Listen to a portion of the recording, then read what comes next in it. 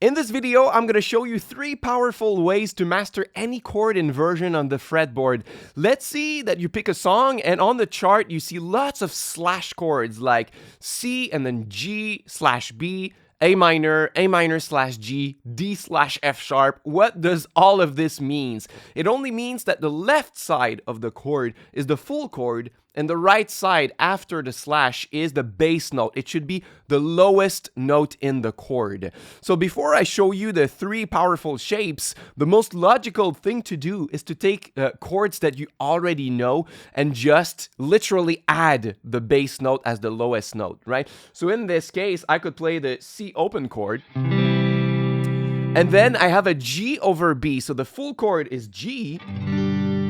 But then I cannot add a lower note than the G. So in that case, I'm going to remove it, and that leaves B as the lowest note, right? So that's going to be my chord inversion right here. And then A minor. And I can literally add the G on the chord A minor slash G at the bottom like this. And same with the D, right? You can always refret the chord if you want to add the F sharp at the bottom. But most people like to keep the chord this way and just wrap the thumb around, right? So composers most of the times are going to do that so that the bass line flows, that you have great voice leading with the bass line. So in that case, we have a bass line that does da, da, da, da, da, super connected, right?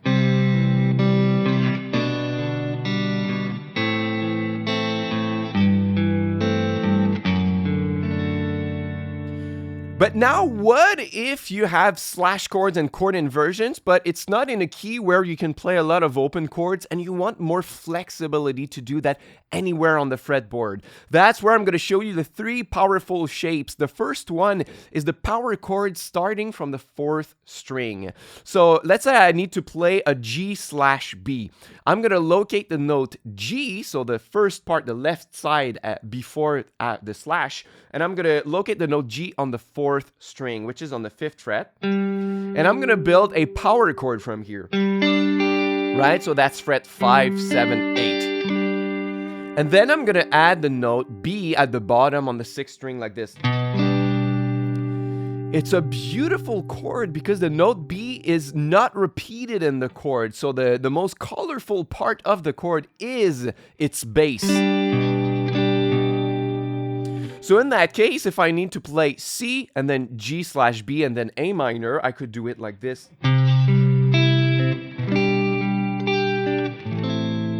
Right? So you can play your C chord like this. If you don't know about these kinds of shapes, you can watch on the upper card my lesson, Don't Play Major Chords This Way. This has been one of my most popular videos on the channel. So I play C and then G over B and A minor, right? A little bit like a Clapton, right? Makes me think of this, right? Then if you want to make this a minor chord, the only thing you need to do is just to lower the bass note by 1 fret. Now I have a minor chord. So now that would be a G minor slash B flat, a G minor over B flat. And if I go back, it's a G major over B. So let's say I have a chord progression that I read. It's D minor, then A minor slash C, and then G slash B. What I could do, once again, is to do this with open chords. And then play my A minor and just add the C as the lowest note. And then once again, same principle, play the G but remove the lowest note so that B is the lowest. Right? So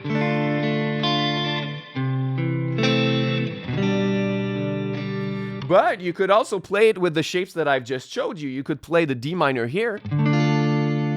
And then for the A minor with the C bass note, you could find the A on the 4th string, which is on the 7th fret, build a power chord. And now since it's a minor one, you play it 1 fret below. And then you do the same thing for the G over B, right? So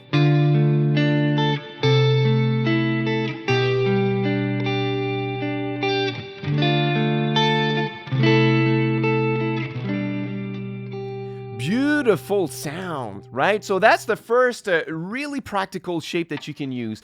The second one is this one. You have two choices, this one or this one. It comes from the open G chord. As you might know, the open G, you can play it with 4 fingers or 3. So if we keep the middle portion and we remove the E strings, we are left with this or this, one or the other, and then we can play it in a closed position.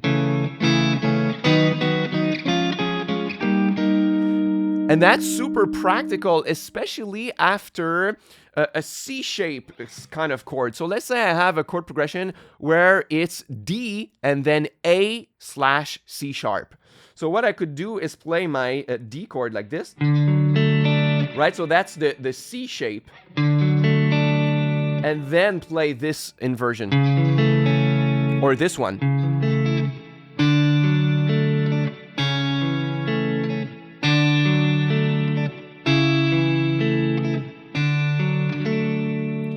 So it can be a really practical one, and another alternative, which is the third shape, is this one. So that comes from the bar chord. Let's say it's a C bar chord. I keep only what's in the middle on the 4th, 3rd, and 2nd strings, and then I add the bass note here. So that would be a C/E. So it acts in the same way as the previous one, right? So usually when you have a chord progression where the composer wants a lot of chromatic notes, that's what you're gonna get, right? Let's say you have D and then A over C sharp and then C and then G over B. You could play it like this.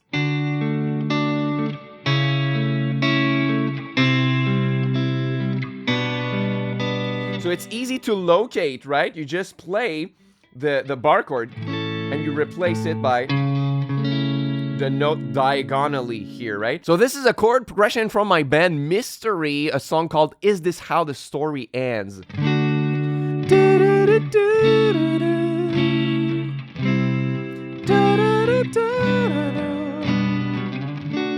So it's really great when you want a chromatic bass line, right? And you could even combine both shapes if you want to stay truly in the same area of the fretboard so that you don't go down and down and down. I could take the D shape, the D major chord like this, and then the A over C sharp, but then after play a bar chord for the C, and then the other shape for the G over B.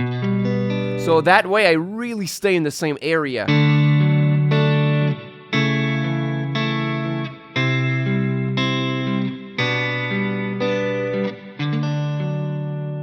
Really, really practical. So most of the chord inversions that you're going to see in the songs that you study or you want to learn, I would say 75% of the times when you see a slash chord in the songs that you want to learn, it's going to be a first inversion of the chord, meaning that the lowest note is the third of the chord. That's what allows the most diatonic and chromatic movements with the bass lines, right? So things like...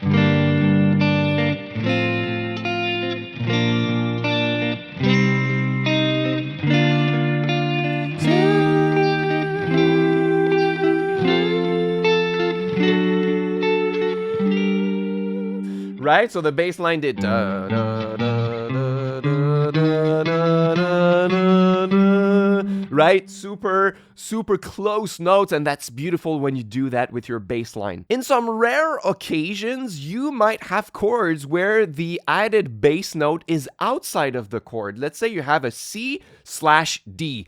In the C major chord, you have the notes C, E, G, so there shouldn't be a D in the chord, but that's what the composer wanted, right? So what we're gonna do, we're gonna take the same principle, take a chord that you know, let's say the C bar chord from the 6th string. I'm gonna keep only a portion of it in the middle on the 4th, 3rd, and 2nd strings.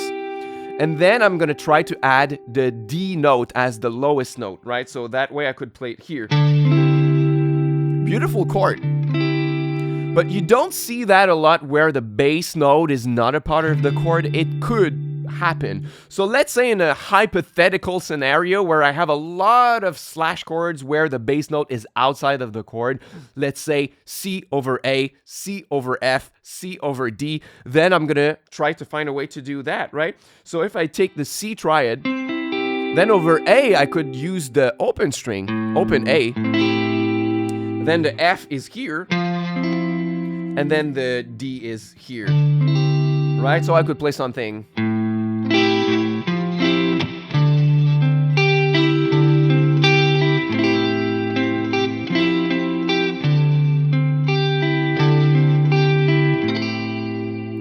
Right, that's beautiful. I think composers should do that more to add a bass note that's outside of the chord, right?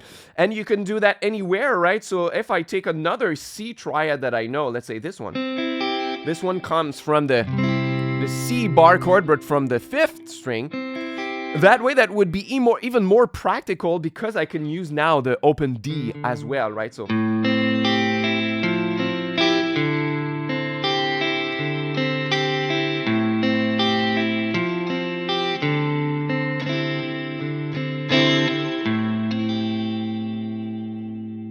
So those are the most practical ways to learn chord inversions and to use them on the fretboard. If you want more beautiful chord voicings to use, go download my chord dictionary. It's the first link in the description box below. I added many of the chord charts that I did over the years on many of my lessons on YouTube into the same PDF document. So you have beautiful add 9, add 11, cluster chords, 16 great chord progressions for songwriting, and so much more to discover in this PDF guide. So once again, you can get it by clicking on the first link in the description box below. It's my gift to you for watching my video until the end. If you want, you can click here to watch my lesson, Don't Play Major Chords This Way, alternative ways to play major chords.